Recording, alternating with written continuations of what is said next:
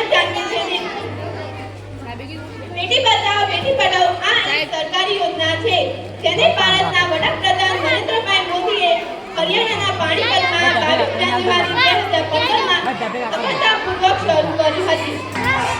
બેટી બચાવો એટલે અસ્તિત્વ બચાવો, માનવ જાતને બચાવો, દીકરીને પણ દીકરા જેટલો જીવવાનો અધિકાર છે। શું આપણે નથી જાણતા કે માનવ જીવન માત્ર એક માતા જ આપી શકે છે? માટે જ આપણે એક દીકરીની ભ્રૂણ હત્યા કરીને આપણે આપણો વિનાશ નોંધી રહ્યા છીએ।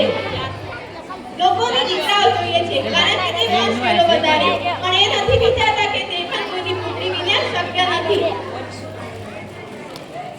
એવું વિચાર વગર સગર્ભા સ્ત્રીના ઘરમાં પુત્રી છે એવી જાણ થતાં જ લોકો ભ્રૂણ હત્યા કરાવી નાખે છે। એટલા જન્મ લીધા પછી તેને દીકરીનો અવતાર મળ્યો હશે।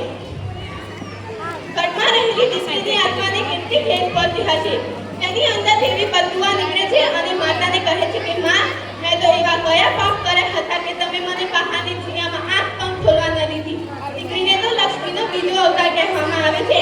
મારી તો એવી ઈચ્છા હતી કે તમારા ઘર આંગણાનું ફૂલ બનીને ખીલવું હતું અને ઘર આંગણાને મહેકાવવું હતું। પગમાં ચાંદર પહેરીને એ ચાંદરના છમ અવાજથી ઘરમાં કુમકુમ પગલા પાડવા હતા, પણ તમે તો મને ખીલતા જ પહેલા મારી કરીને તોડીને ફેંકી દીધી।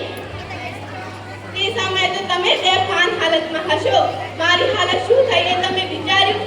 એ ડોક્ટરે કેવા ગરમ સળિયાથી મને બિંદીને મારા કટકે કટકા કરી નાખ્યા। તમે એક દીકરી માટે મને મારી નાખી। આ તો તમને કેટલું પાપ લાગશે તમે વિચારી પણ નથી શકતા। જે ઘરમાં દીકરીનો જન્મ થાય છે તે ઘર સ્વરથી પણ વધારે પવિત્ર અને સુંદર બની જાય છે। સમય બદલાઈ ગયો છે પણ સમયની સાથે લોકોના વિચાર નથી બદલાયા। લોકો એવી માન્યતા રાખે છે કે ઘરમાં એક દીકરો હોવો જોઈએ કારણ કે તે વંશ વધારે અને ઘરડા થાય ત્યારે તેમનો સહારો બને।